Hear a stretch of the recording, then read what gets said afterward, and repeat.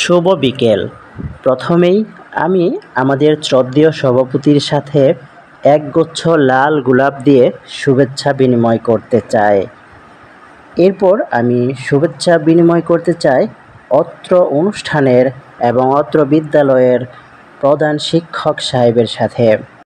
এরপর লাল গোলাপের তোড়া দিয়ে শুভেচ্ছা বিনিময় করতে চাই আজকের অনুষ্ঠানের প্রধান মেহমান, প্রধান অতিথি মহোদয়ের সাথে। শুভেচ্ছা বিনিময় করছি অত্র বিদ্যালয়ের সমস্ত শিক্ষক শিক্ষিকা মণ্ডলীর প্রতি। শুভেচ্ছা জানাচ্ছি অত্র অনুষ্ঠানের অত্র স্কুলের ম্যানেজিং কমিটির সদস্যবৃন্দ, উপস্থিত বিভিন্ন দর্শক এবং সর্বশেষ ধন্যবাদ জ্ঞাপন করতে চাই, শুভেচ্ছা বিনিময় করতে চাই তাদের সাথে যারা আজকে বিদায়ী ছাত্রছাত্রী, এবং শুভেচ্ছা জ্ঞাপন করছি অত্র বিদ্যালয়ের সমস্ত ছাত্রছাত্রী ভাই ও বোনেরা। সকলের প্রতি আমার সশ্রদ্ধ সালাম, আসসালামু আলাইকুম।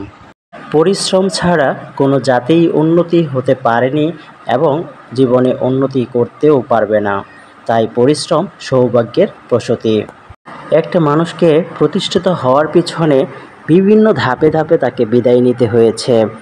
এই যে বিদায় নেওয়াটা এবং বিদায় দেওয়াটা কতটা যন্ত্রণার, কতটা কষ্টের, একমাত্র বিদায় যারা দিয়েছে আর বিদায় যারা নিয়েছে তারাই এটা কেবল অনুধাবন করতে পারে।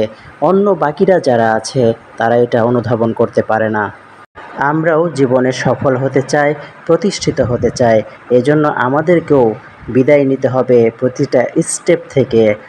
আজকে আমি মঞ্চে দাঁড়িয়ে কিছু কথা বলবো যারা আজকে বিদায় নিয়ে চলে যাবে কলেজ লাইফে, অন্য একটা জগতে। এরপরে হয়তো আমরাও চলে যাব। এটাই ধারাবাহিকতা, এটাই নিয়ম। লেখাপড়া করলে এই নিয়মের বাহিরে কেউই যেতে পারবে না। হে বড় ভাই ও বোনেরা, তোমরা আমাদের আদর্শ ছিলে, তোমরা আমাদের মূল্যবান সম্পদ ছিলে, তোমরা আমাদের জীবনে ছিলে বট বৃক্ষের মতো।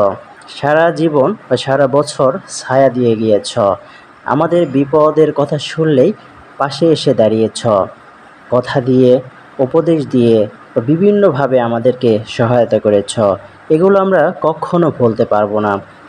দোয়া রইল তোমাদের প্রতি, তোমরা তোমাদের যে স্বপ্ন সেই স্বপ্নের চূড়ায় পৌঁছে যাও তাড়াতাড়ি, এবং আমাদের জন্য দোয়া করো যেন আমরাও সফল হতে পারি, প্রতিষ্ঠিত হতে পারি, মা বাবার স্বপ্ন পূরণ করতে পারি। এই বলে আমি আমার সংক্ষিপ্ত বক্তব্য এখানেই শেষ করছি। আল্লাহ হাফেজ।